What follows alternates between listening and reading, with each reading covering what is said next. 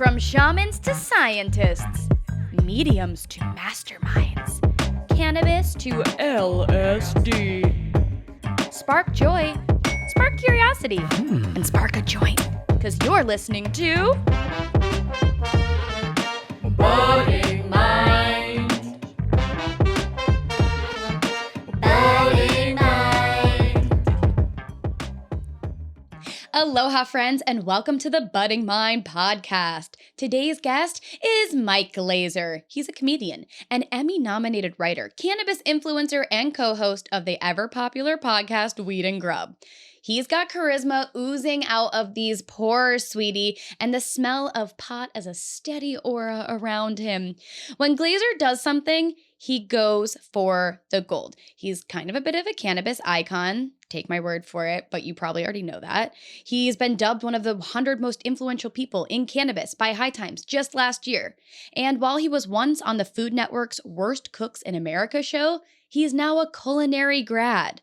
And when he's not touring the country doing stand-up, he's delighting listeners of his deliriously decadent podcast along with Mary Jane Gibson. He's a powerhouse, but he's also soft to the core. So let's give him all the loving he deserves and welcome to the show, Michael Glazer. Are you blushing yet? I'm squeezing my hands uncomfortably. Good. Cool. Yeah, I want you to feel that tension in your body. Yeah, when somebody talks about me, I'm like, oh gosh. But you're a really good writer, and thank you for having me, bro. But also, do you really enjoy writing?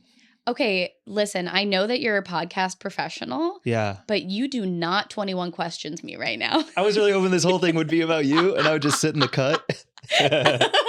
But yes, no, I do enjoy roading. I love roading and I love writing, mainly to myself. I love words. Yeah. And so do you. Yeah. Yeah, you use them really well. Thank you. And like, I don't know, because you sent that to me, and I read it, and I was like, ooh, it even reads well. And because I'm starting to try to do more voiceover stuff, so I'm starting to listen to myself on the podcast to be aware of my ums and my breath and inflection and try and take my voice seriously. So when I watch you host or listen to Budding Minds, I'm like, this is a level I'd like to get to because it sounds good and it reads good. Or well, I don't fucking know. And it sounds well. And and so it's really cool. Well, I super appreciate that. And I do, words matter to me. Like I really do love words. People will say, I love the concept of words cannot fully encapsulate feelings. Like they fall very short of that. But like, damn, we can try pretty hard to get them there. And it feels so good when you lock in on like a perfect sentence. Ooh, it's constructed, it's tight, it gives the emotion you want. Yes, yes, yes. Yes, yes, yes, yes. And the whole umming thing, that's really interesting. Like as a actor and performer, that was something I also had to like watch and listen to myself and clutch my own fists and be like, why do I say like so often? I'm not even from the Valley. What am I doing? How did I fall into this archetype? So you are, even by way of your shirt, you're just this walking trifecta of, and I know you're a much more multifaceted person than distilling it to these three things. But when I look at you, I think of your career in cannabis and comedy and cuisine. Yes. And so which one of these, what one came first for you as like an interest? Because obviously what came first is probably eating because like you ate food as a baby. But well, you know what I was thinking about on the drive here? Food.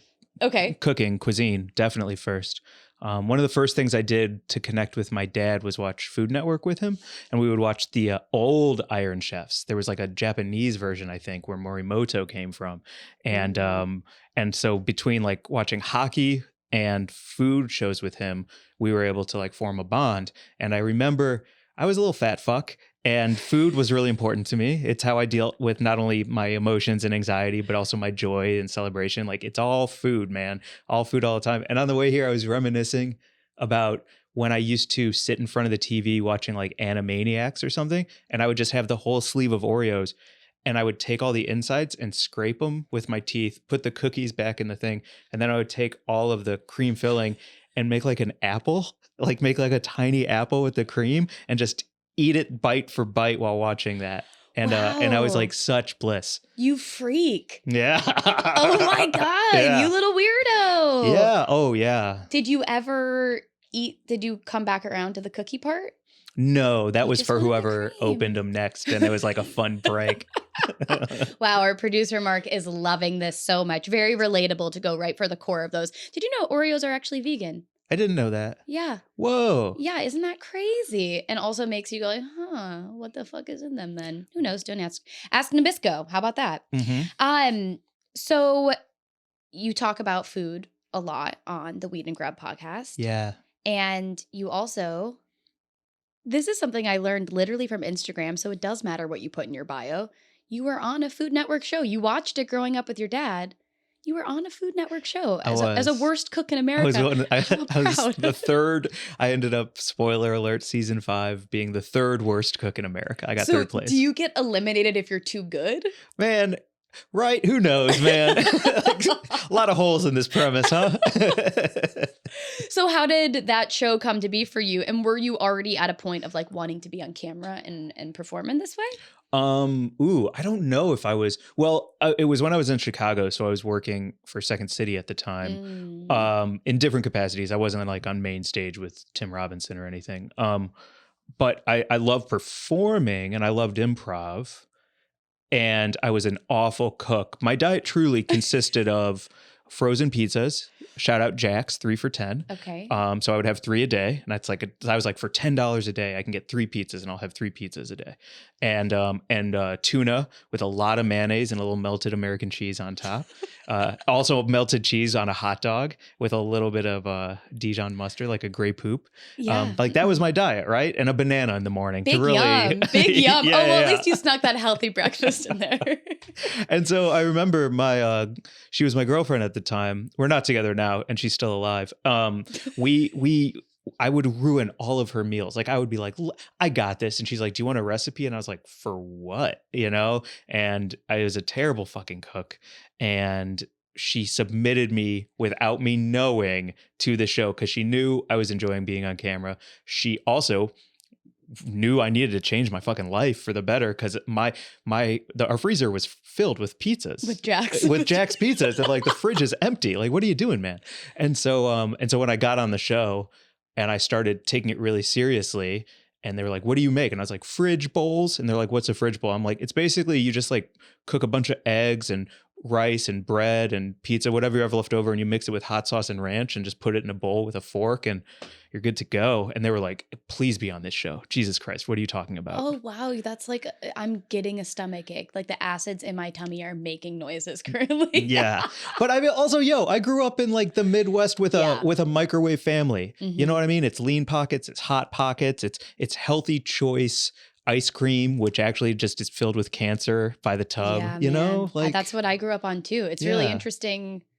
Yeah. Pop-Tarts and fruit roll-ups and Count Dracula or Count Chocula cereal. That was my jam, and Dunkaroos. And I didn't know, I hadn't had an avocado until I was like in high school. Yeah.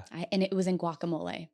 Yeah, It was right. at Chipotle and it was in guacamole. I hadn't had an avocado. I didn't know that I liked Brussels sprouts growing up because they came from a can and my mom would boil them. And then I had one baked with like a balsamic glaze and was like, wait, this is food? Like what? No, I love my veggies. Yeah. Yeah, very powerful to come into a better harmony with the way that you're eating. And so obviously there was like, I'm assuming, a long journey between worst cook in America to becoming a culinary school grad. Like when did you go to school for cooking?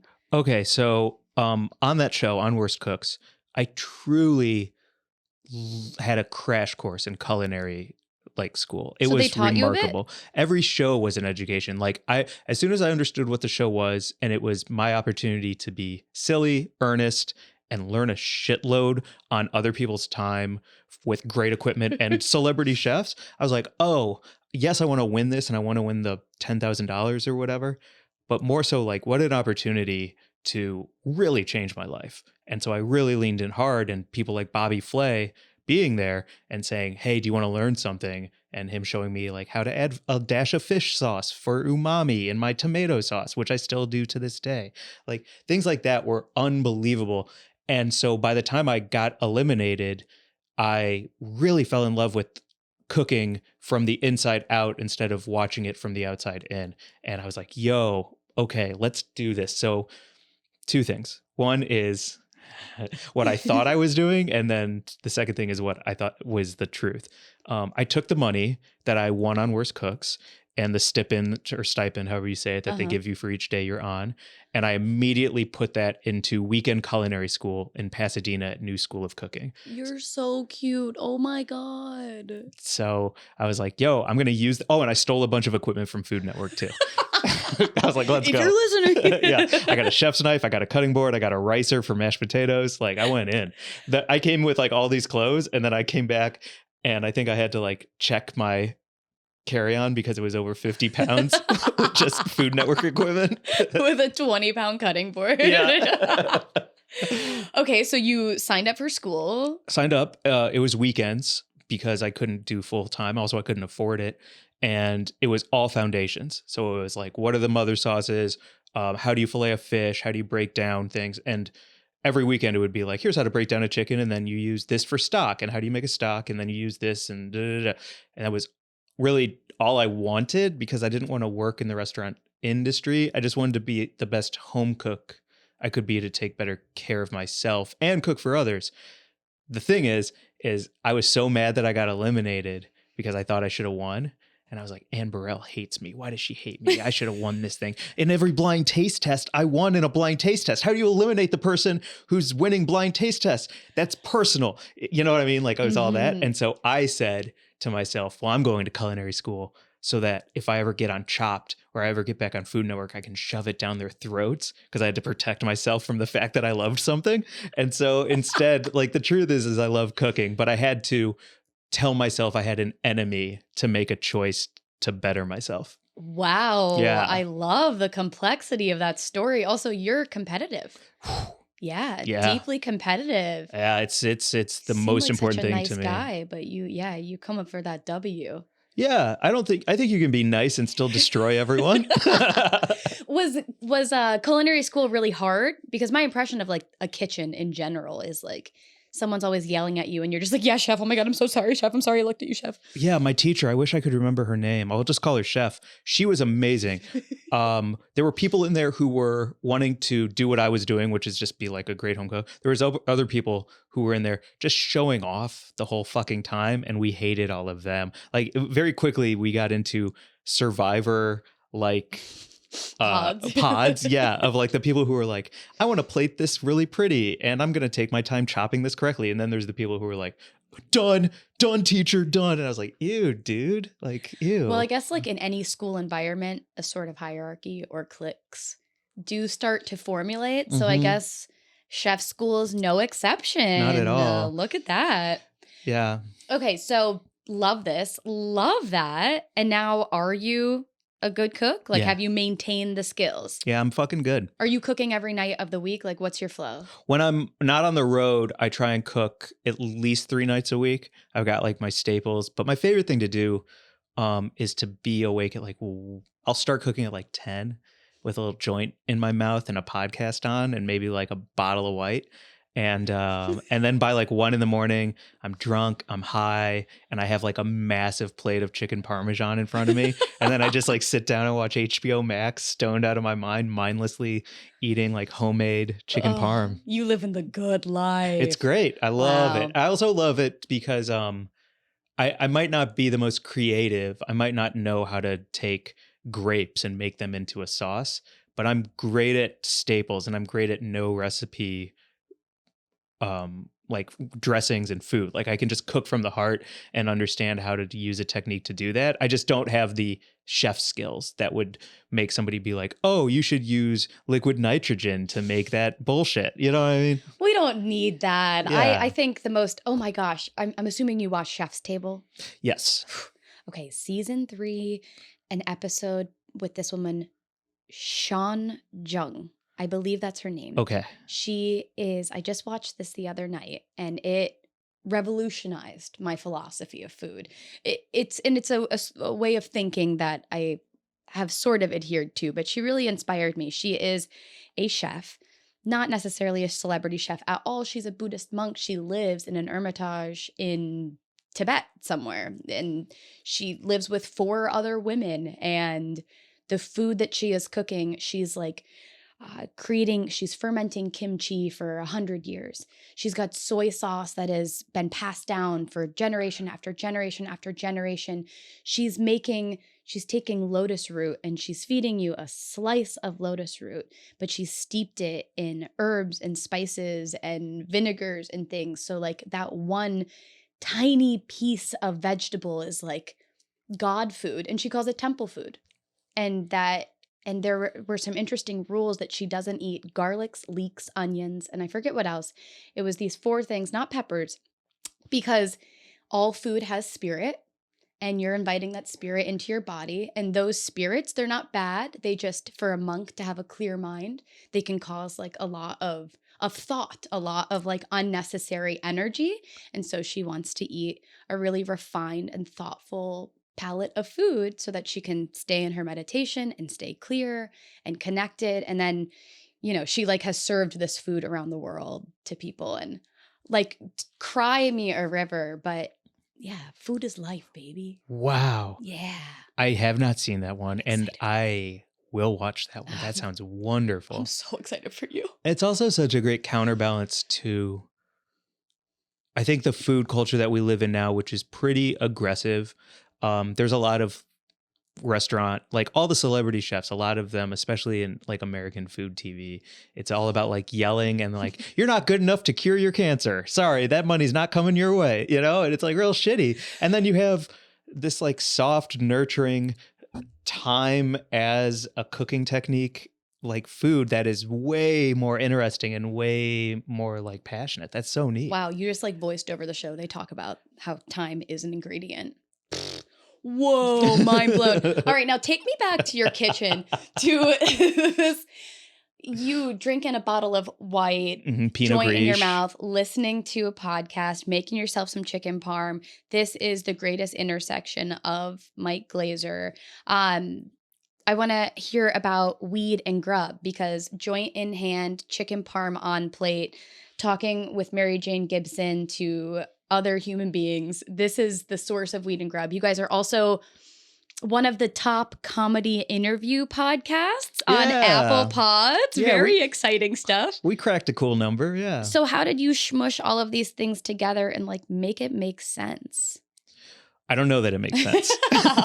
Do you know what I mean? Yeah. Like at the intro to every podcast, we're like, welcome to Weed and Grub, everyone. This is a podcast about comedy, cooking, culture, cannabis, and calling shit out. And then we look at each other and we're like, I guess it's everything and nothing. Like, what?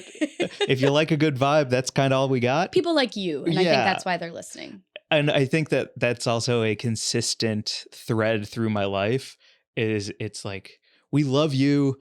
We aren't sure what to do with you. And you have a lot of different things that you're into.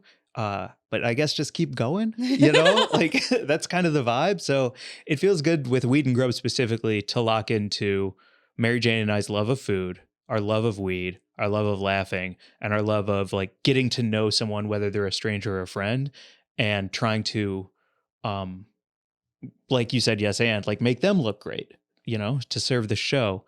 And so all of those things coming together, the way Mary Jane describes it is weed and food are great cornerstones of a great conversation. And I have to agree with that. If I don't have my joint here right now. I just came from therapy and I was like, I'm going to keep it clear headed. You know what I mean? I'm not going to like muddy these waters right now. I'm going to keep this shit flowing the way I like it. I'm not here to chase anything. But if we were doing this on a different day, I would be passing a joint with you, and I hopefully would have brought like cookies or something just so that we have that joint, that connection.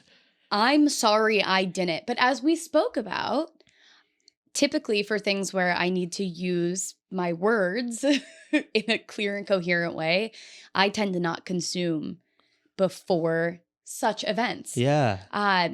Which, so it goes. But are you guys smoking when you do your podcast? Are you? Yes, but because a lot of people who are guests on our pod actually don't smoke, but we want to speak with them.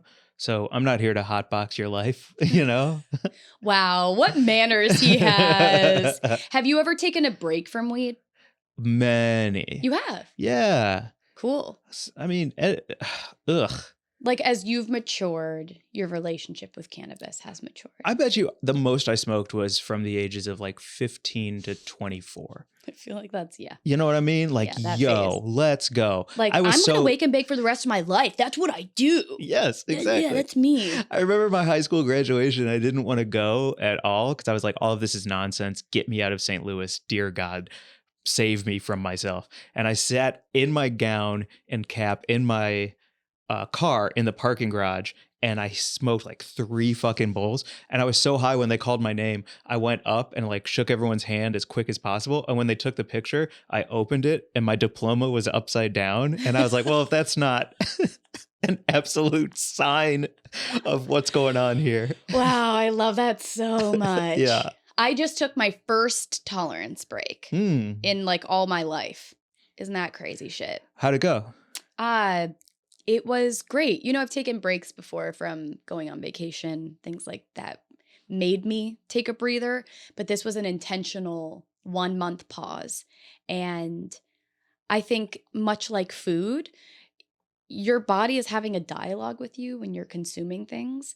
And I was not listening to what it was saying. I wasn't listening to my body say, like, can we take a breather?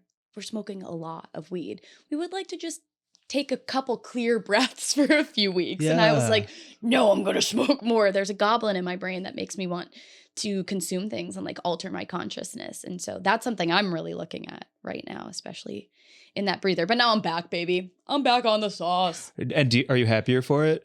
It's been a slow roll. It was literally last weekend that I had my first joint back in the game. And I went lightly with it. It was like a couple of puffs. And now like last night, had a couple of puffs. And then I'm trying to harness and give life force to the voice in my head that's like, okay, you've had enough now. Instead of like, but I rolled this whole joint. So like, why wouldn't I smoke the whole thing? Yeah. That's the journey, baby, is listening to self. Yeah. I think I definitely take tolerance breaks, especially when I start getting deep into the edible game. Because those will like light me up, but I end up needing more and more of them. And so I think with edibles specifically, my tolerance gets higher quicker. But it's also important to me to have a high enough tolerance that, because I love weed, that I can not only function and perform if I want to be high, but also have a great time just being out in the world high and not second guess it. So I want that like 3/4 tank tolerance at all times. To be able to hold your fucking own. Yeah. Though. Yeah. Totally. No, yeah. You don't want to lose that capability of like, if Snoop Dogg ever was like, you want to hit this, you got to be like, I will chief the whole thing with you. Like, I want to. Ooh, I'm on a tolerance break. I want your approval so bad. Yeah. Well, when I smoked with Snoop, and of course he smoked me under the table, but I was capable enough when we got high together to not only like vibe with him and have a good conversation that had nice give and take to it, but he liked me enough that he told his head of security to give me a tour of his compound to show me all his art. And he didn't have to do that. And so like that to me is the perfect amazing art. It's fucking crazy, dude. It's so crazy. Not only is it a lot of people who sent him portraits of himself, which he hangs with pride, but also his basketball court has crazy sick jerseys in it, his spaceship studio, and then his kid's studio is right next door. But he didn't have to do any of that. But I think that if my tolerance wasn't as high as it was to be able to like hang with him and have it be communicative, he would have been like, look at this fucking red-eyed fool, like moving on with my life, this you know? Little bitch, yeah. So it's like important. So, okay, that was quite a cool drop. You smoked with Snoop? For what? For Mary Jane? No, for BuzzFeed. When I used to do those Hi Guys videos. Yes. Yeah. Oh my goodness. It was like my first gig here in LA. Like I did Worst Cooks, hung out in Chicago for a little bit longer than I should have. And then when I got here, one of the first gigs, shout out to Ricky Sands. He's the guy who asked me if I wanted to audition for it. Wow, that's so fucking rad. You guys also you got to play with a sloth while you were high, right? Yeah. That was my favorite episode. Man, I wish I understood fame better at that time. I was like, we did it. This $150 paycheck and 6 million view BuzzFeed video. LA's easy. What are we? Look at all these fools scrapping around. What an absolute crazy moment. For real. No, you were doing the best you could with what you had. That was truly a phenomenal content moment. That was like true prime internet, or like watching the internet as it evolved into TikTok. But so that was some cannabis content that you did. You also worked with Civilized. I mean, you've done a lot in the realm of cannabis content, like being this cannabis personality. Yeah. Can you tell me a little bit about like how you found your way? Okay. Yeah, except can I like reverse engineer what you just said? Please. I would prefer to be like a dude who loves weed than a weed dude, because I don't think anyone actually cares. Anyone in the general populace actually cares about weed for weed's sake. Do you know what I'm saying? Totally, because as someone who makes cannabis, yes, I totally feel that. Like, Yeah. there's more to me, there's more to you than weed. Not only that, but it's, man, every bad weed show that's ever happened, in my opinion, is because it's focusing on the weed. And your target audience is so small. And if you have them, great. But if it's about people and it's about like emotions and relationships and what weed can do for those people and telling the story of like people and humanity, well, now you're using weed as like an inflection point instead of as the main character. And so that has always been my goal, is to try and tell tales about humans and the earth and have weed be hopefully like an olive branch towards that instead of the other way around. That was so wise. Beautifully put. Thanks. Like First High, I know it was on your list. I'm super proud of it. We're talking about doing it with Jim Belushi soon. Oh my God. We'll see how it goes. Yeah. Yeah. Tell us what First High is. So First High is when I go and find people out in the world, all different shapes, sizes, folk who have never smoked weed. And hopefully they feel comfortable enough to get high with me for the first time. And so the first half of it is we kind of like learn what their story is. One woman has MS, another has PTSD from being a military vet. Trying to hit the things where weed is hopefully a beneficial, healthy part of the plant that helps these people. Another was just a 70-year-old couple who, I don't know, wanted to try weed. They're 70 and they're like living and it's great. And so, well, Mark's never going to be able to edit this now. Wow. Oh, that I put my jacket on? Wow. That's okay. Hey, listeners, viewers, Girly was cold. Girly is shivering and she needed to put on her coat. Yeah, it's cold. Not to interrupt First High though. Mark can't edit this now. I should start taking things off so that he can't fucking slice and dice us. Oh, he won't. He won't. As he slides in. Yeah, there we go. We need that. We need a camera looking at you, Marky. So the first half of First High is we learn their story, and then we the second half is we smoke however they want to smoke, or an edible like tincture, whatever they're into, whatever makes them feel safe, and then we talk again, see how they feel, and then we do an activity.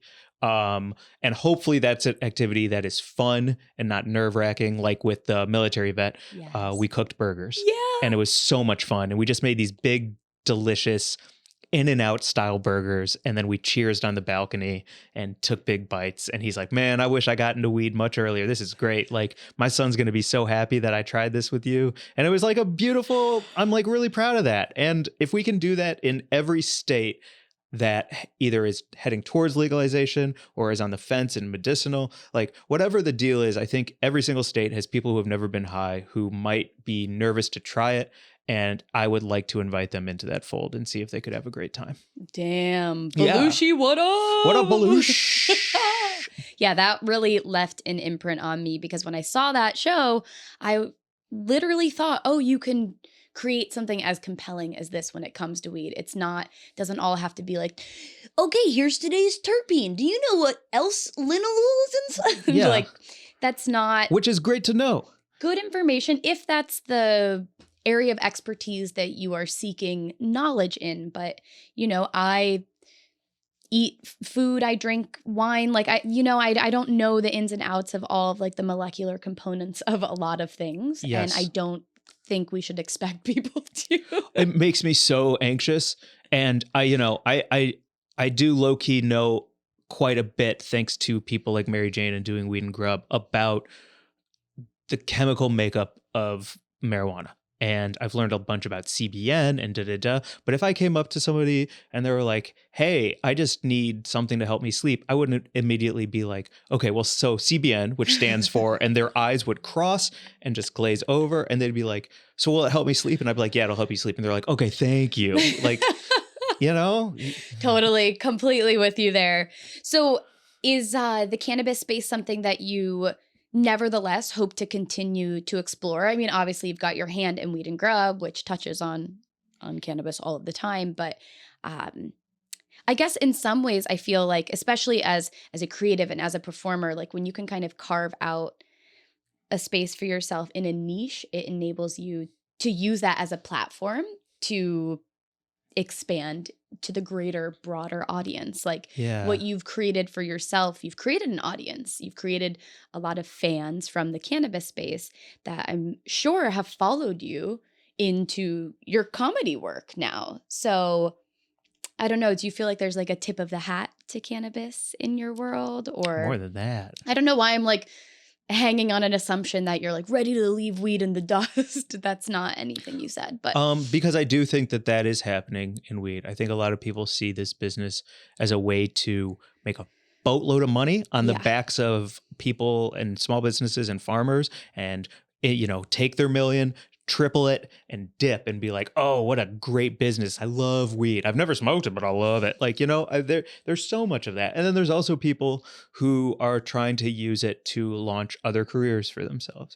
And I don't want to get in the way of anyone's money. I don't want to get in the way of anyone's career. For me, it's a little bit deeper than that. Yeah. Yeah. There is a lot of industry in the industry. I Yeah. too feel a bit disheartened in some ways of like, I love the cannabis plant, but I don't care about the stock market. And this face, she's never going to learn about it. No. These faces? No, that's not for me. Oh, That's word. okay. Oh, it's bull? Oh, it's bull. Yeah, I thought so. I actually think bears are like a lot cuter though. And I think that's the other market, right? Are your hands? Bear My and hands bull. are freezing. Yeah, I'm cold. Yeah, it's cold. Okay. It's cold in here, everyone. So just keep the faith through the chattering teeth. So very excited. You not only have toured the country with Mary Jane, popping up at places like Grasslands and other cannabis conventions and things, doing live recordings Yeah. of Weed and Grub, which Yeah. is like fucking awesome. But you're at this stage in your comedy career where you are also touring as a Yeah. comedian. This is like the dream, the goal, the vision. Was this always the dream, the goal, the vision? Yes. And what about for like Second City, Mike? Because I didn't actually know that were you performing with Second City? My brief resume at Second City would be I started there as a door guy and bartender. Sick. Did a bunch of really cool shows outside of Second City that I'm very proud of that I wrote, directed, and performed in. And they got really great reviews, got some people crying, got some standing ovations, got some awards, got a full scholarship to their directing program. And then kind of stopped performing to focus on writing, sketch, and directing and assistant directing. And kind of my last thing at Second City that I was really excited about was I was the assistant director for their 100th main stage review, which is a seminal review. We won a bunch of awards. I got to work with a director named Matt Hovde, who between him and Mick Napier are like two of the people who I'm like, ooh, if I ever have a chance to like be near you during a process, I'm just going to absorb everything I can. And the cast that year was phenomenal too, because it was people like Tim Baltz, who is on Righteous Gemstones and Shrinking. Watch Shrinking instead of Shrink. Watch Shrinking. Watch Shrinking. I think Katie Rich was on that. She was the SNL Weekend Update writer.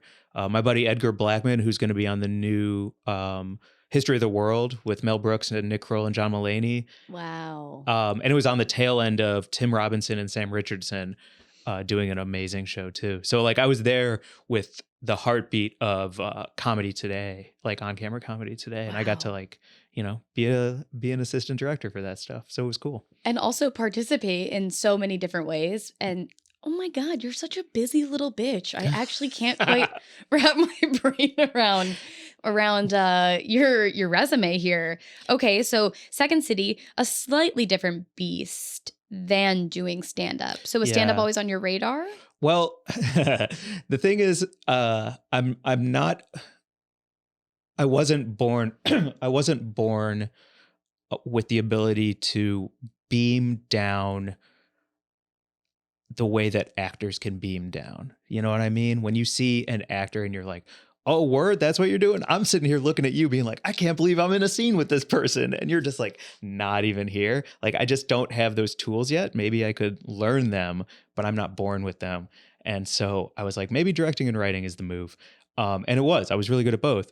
But at a certain point, I became incredibly sad and frustrated because I wasn't doing anything for myself. My purpose was to give to all of these other people and try and launch them and their stuff. And I was super proud of that. But then they would like go do their thing and I'd be like, oh, I thought you were taking, what about me? You know, right? Totally feel that though. Yeah.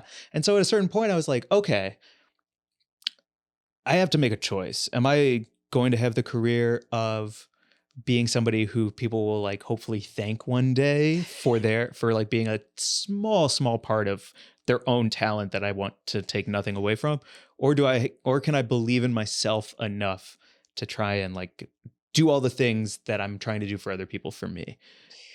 Yeah. And so that's when stand-up became more important. And I really don't feel like I started doing stand-up till I moved here to LA, because my whole Chicago career was Second City, building a great show, serving the greater good of creating something bigger than ourselves. And then you come here and you're like, oh shit, like everyone's here for themselves and that's okay. And that's okay. So maybe I can do that as well and try and evolve my own Pokemon. And so, and so I was like, okay, stand up is it. Like, let's go for it myself. Wow. So cool. Yeah. If I'm remembering correctly, and please correct me, you did stand up and then did you take a little breather? Yeah. Well, yeah. So like stand up for me has been tricky because it's tricky. Yeah. Like, the first couple of years I was doing it, I mean, not only was I bad, which of course, but also I was clever, not funny. I was doing weird poems, I so see fucking just like the kind of stuff where a lot of people are like, yeah. Okay. Oh, he did that. Yeah. Okay. It sounds like you think about suicide a lot. Why are we doing poems about other people about their suicide? Buddy, just call it out. Like, what are you doing? And so I ended up falling back into UCB and kind of needing friends, needing a circle. And while I was there, I centered myself in my own shows and those went great. And I was like, okay. So I took all that clever, nonsensical bullshit comedy, but I shaped it into a live show at UCB with violin and breakdancing and all these fun things. And like low key, I was trying to do stand up, but I was nowhere near good enough at stand up. So I needed to add spectacle and friends to it. You did a symphony behind you. Yeah, exactly. Right on. No, I feel that. I've had a foray with improv as well. And I did stand up and then I was like, this is too hard to do alone. I'm doing improv. And then I did improv and I was like, all of you guys are dragging me down. I got to do this alone. And now I'm doing stand up and I'm like, God, it's really scary up here all alone. It'd be nice if I had some people with me. But that's, that's my own journey. But yeah, being a stand-up comedian, I feel there is such vulnerability required. And have you witnessed your comedy change along with like getting to know yourself? Yo, okay. Thanks for the question, Brooke. Cause like, so I'm going to record my album on March 30th at the Hollywood Improv Lab. I'm there. Unless I can't be there, but I'm there. If you can make it, great. If not, also totally understand. I'm really supportive. Just send me a text, please. Just a text that says break a leg and add a lot of G's so I know you mean it. There we go. Okay, cool. And I overdo it with punctuation, but that's just, it's just enthusiasm. You know who's directing it? No way. Yeah. Marky Mark. He's really making an appearance on this interview. Yeah. I'm excited for him. Formally invited. You've been formally invited. When I do my show at the Comedy Store, Mark was like, how was the show at the store? And I was like, oh, it was great. And I was like, I thought you were going to make it. And he was like, I didn't get a formal invite. And I was like, oh. So now every time I text our producer, Mark, and I say, you are formally invited. He just really needs to know. Yeah, he really wants. Yeah, I exactly, get that. It's exactly. nice. It's nice to get the personal text. It is. And Okay. so I'm going to record that album.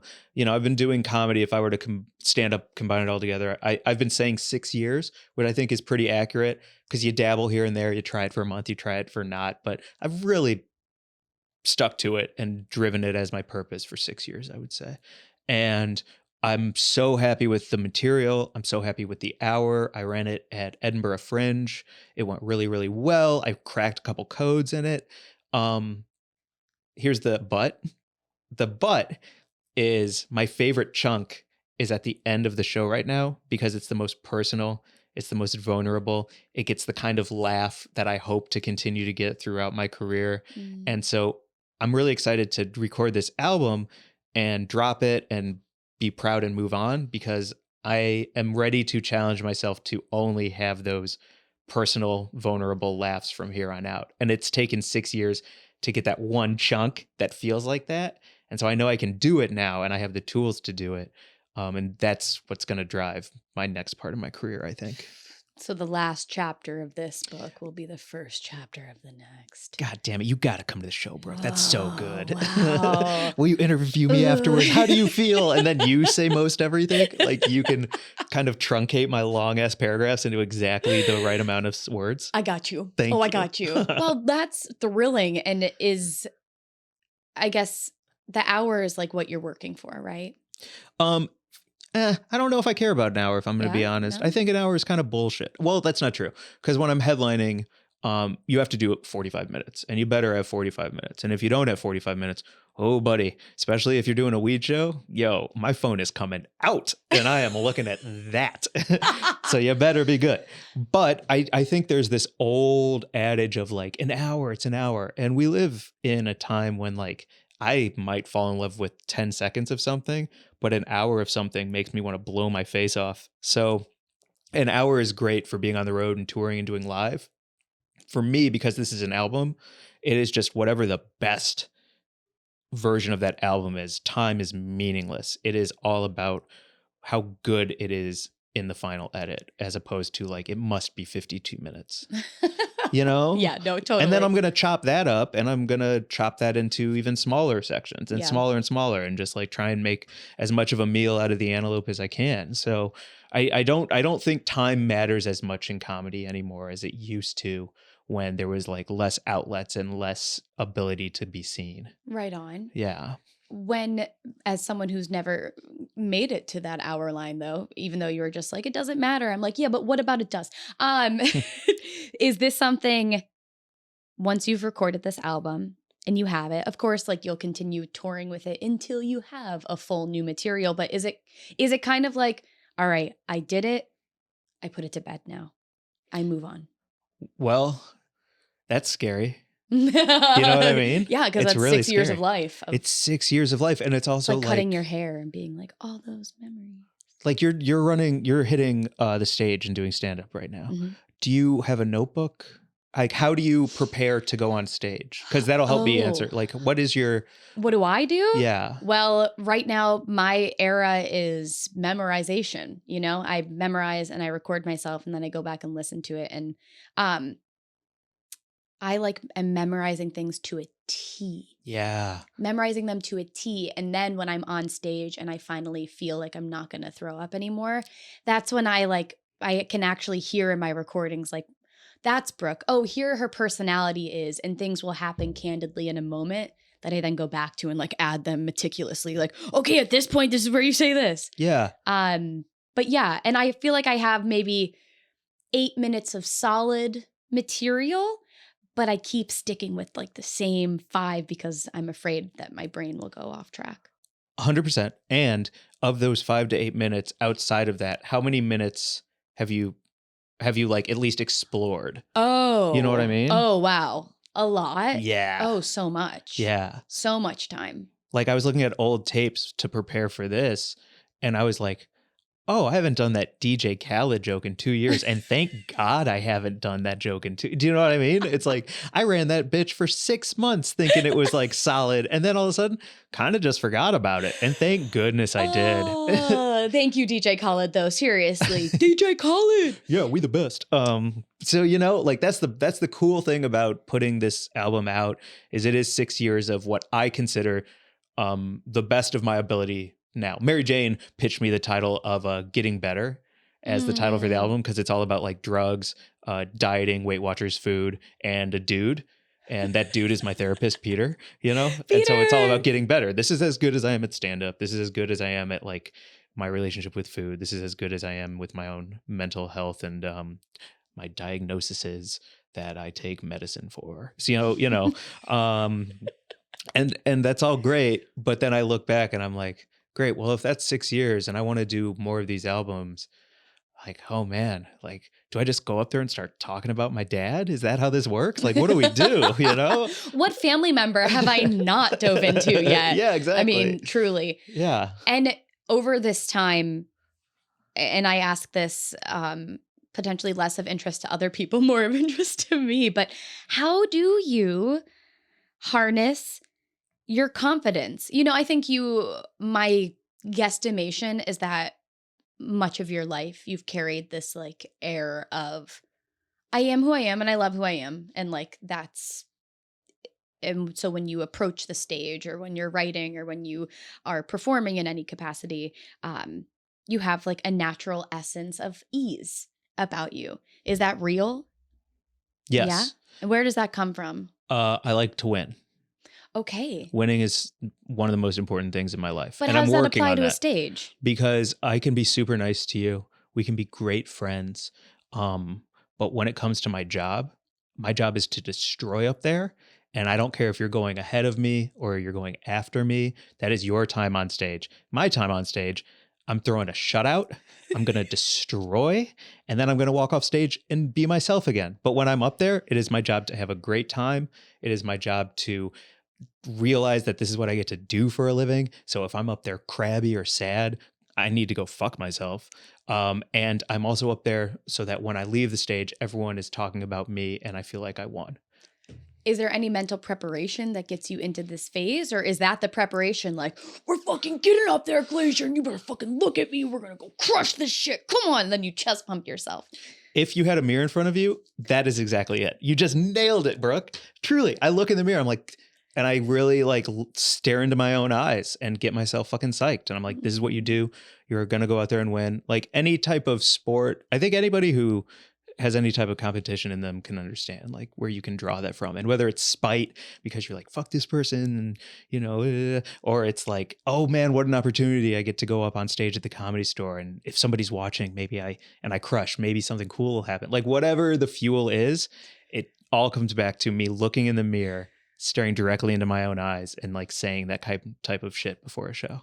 Wow. Yeah. Good thing you are in therapy. Yeah. Oh my God. Oh my God. Oh my God. Is that something you're comfortable talking about, or do you want to? Well, yeah, some of it. Not like what you talk about in therapy, but more like how long have you been on a therapy journey? This will be my second year. Cool. Something like that. I feel like everybody's in therapy. Yeah, everyone is. Well, everyone except my mom, dad, brother, and husband who, hey, guys, if you're listening to this, give it a go. I'll just casually figure them out on find their emails and just send them the link just in case. You should really listen to the 45-minute mark, Miss Glazer. Yeah. What have you, is it like typical talk therapy? Oh, I don't know. He's a good dude. His name's Peter. We've never met in person, which I love because we started it during COVID. Mm-hmm. I really lost my mind. And also like, a couple of old things came up again, like mental health wise, diagnosis wise, where I was like, let me say this. I tried therapy when I first moved here and she gave me some diagnoses that I'm just going to leave as vague because, I'd rather have them be funny than true. Perfect, great. So I'll work on it on stage. Listen to his show. Listen to his album. Yeah, I'll work it out on stage instead of be here like some 16-year-old TikToker pointing at words. But the problem with her, and it's not her fault, she set up the boundary initially, was she had just gotten pregnant. And so she was like, we'll be together until I can no longer be with you. And I was like, great, cool, fine. And then as soon as I started opening up and we built that bridge together, and she was like, okay, well, now I will pass you off to Adam. And I'm like, you're fucking leaving me? Oh. Kill that child. What are you doing? You know what I mean? Like, just like devastation. And so I didn't go back to therapy again for years after that. And that's my own fault because she set it all up and I thought I could handle it. And then when she was like, all right. And I was like, this means nothing to you? Like, you know, and it really fucked me up. And so it took me a long time. It took COVID to get me back in the saddle to do it again. And so that's been great. And you really, I mean, that's a really good point. When you have a therapist, the first session is like, who is this old lady, or who the fuck are you, Peter? Like, I don't want to tell you about my mom. Yeah. And then, you know, session 15, you just walk in like, how are you doing today? And I go, okay, so this is what happened. Right. And my therapist? Yeah. What's their name? Her name's Joanne. Great. And she'll never listen to this because she doesn't know how to use technology. When she sends me emails, she thinks that the title of the email is the body of the email. So it'll be like so long. The title is so long, punctuation and everything. But I, this past weekend, did a ketamine session, did the lozenge, had a little ceremony, and there was a bit of fear that crept up in the beginning of it. Which, by the way, don't be afraid of ketamine at all. It's a disassociative. Fear doesn't make sense in that environment. But I thought of Joanne. I thought of my therapist.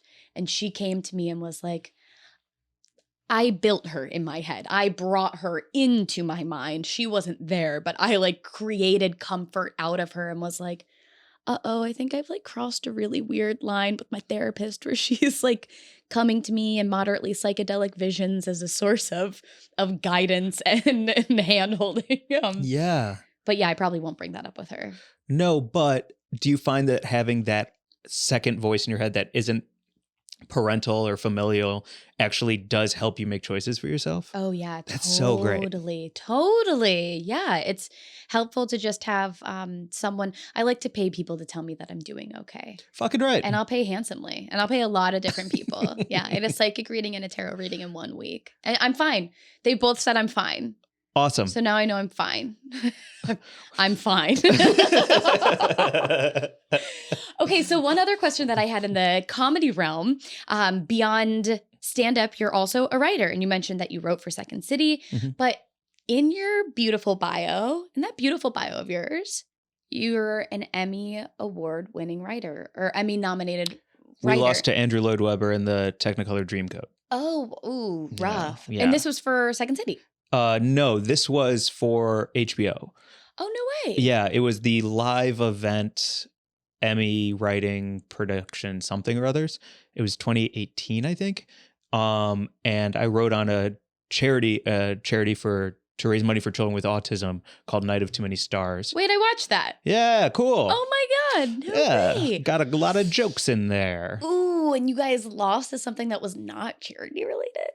Not only that, but Joseph, not even Jesus. Like, we lost to Joseph's Dreamcoat. That cuck? Yeah, right? Like, had we lost to Passion of Christ, I'd be like, oh, the main character. Okay, great. But it was like John Legend in his Dreamcoat, and we lost to that. Ugh, cuck. Wow, I'm so sorry, but you still get that Emmy nom like swag, which is not like literally swag, but the energy of like. But Andrew, baby, I'm coming for you. Yeah, there you go. Yeah. Talk about him in your fucking hour. You got space and time in there. Let's go. All right. Well, the cool thing. Wait. Yeah. I'm sorry, but I do need to shout this out because the cool thing about that was not only getting to write with a lot of people who I was like, oh my God, like I'm going to learn so much from you. Robert Smigel was our head writer, who is a legend in the comedy writing community, and Chris Rock and De Niro and all of these people. And the really great thing was not only did we raise a bunch of money for children with autism, but my brother works in special education in St. Louis. So I got to make that phone call where I told my family, like, not only am I going to be in New York for a couple months doing this thing, not only are we nominated for an Emmy, but also like I'm raising money for something that also directly affects somebody close to me's life. And that was such a beautiful, I'm not crazy, I'm good at comedy, and it actually is making the world a better place moment. Ah, wow. What is your philosophy on comedy as a service? Don't overthink it and have a great time. And that's the best service you can have. You know, I'm not out here to change anybody, but I'm out here to hopefully celebrate life, put some positivity into it. Yeah. Yeah. Throw a party. Give people a little bit of joy, a little peppercorn of joy. Fuck yeah. If I can get you to uncross your arms or put your paper down with all your questions on it. It fell off of my lap, so okay. That's why. It's my safety net, Mike, okay? Leave me alone. Okay, so can you tell everyone about your comedy store? You have a show at the Comedy Store for listeners who are in Los Angeles that people can be on the lookout for. Can you Keep tell me a going. little bit about that? Fucking nailing it. Oh, yeah, I'm doing good there. Okay. Yeah. It's called After Hours? After Party. Glazer's After Party. There we go. Glazer's After Party. So you can check that out on the gram where you put all of your updates and Weed and Grub. Everyone go have a listen to that. Wait, but last question for you. Yeah.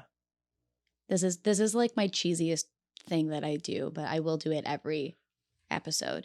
So I like to ask my guests, what is one thing, it could be tangible or intangible, that we can take away, a book, a song, a trip to a different country, a psychedelic journey, a moment in life that opened or changed your mind? I brought it. You brought it? Yeah, of course I brought it. Oh my God, it's show and tell? Yeah, you ready? Shut up, I'm so excited. I brought it. I wonder what it's going to be. It's a book. It's a book? Yeah. Okay. Please don't let it be the Bible. Okay. No, close though. It has to do with underwear and Mormons. No, I'm just kidding. Oh, okay. Yeah. Is it? Okay, I don't know. Do you think it's fiction or nonfiction? Since you asked the question, I now think it's fiction. Okay, it's not. Okay, great. I'm on a roll. Also, I'll be in Hawaii headlining this Friday. So if you're in Hawaii, come check me out there.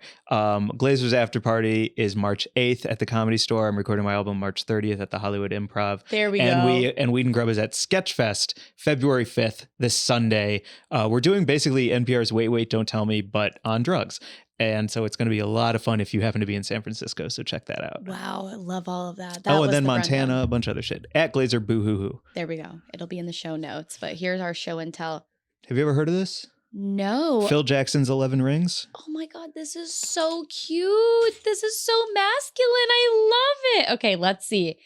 I don't think I knew it. Phil Jackson, 11 Rings. This is the soul of success. This is, he coached basketball. Michael Jordan. Yeah. There we go. That was like Michael Jordan's best buddy, right? Okay, so to a bit more of a best buddy. I love that. Thank you so much, Brooke. Mark laughs. That was great. Wait, no, tell me. So you're a sports nut. Yeah, I love balls. I love them. So here's what this book is. On a surface level, Phil Jackson, in my opinion, is the greatest NBA coach of all time. He also was a coach of teams of massive ego individuals: Michael Jordan, Dennis Rodman, Shaquille O'Neal, Kobe Bryant. And he, as coach, led the Bulls to repeat championships, 3 championships in a row. He led the Lakers, 3 championships in a row. He's won so many rings with so many of the best players of all time. And it's like, so how does somebody like that manage these massive egos, these $100 million contracts where it's like, give me the ball. No, give me the ball. How do you tell Michael Jordan what to do?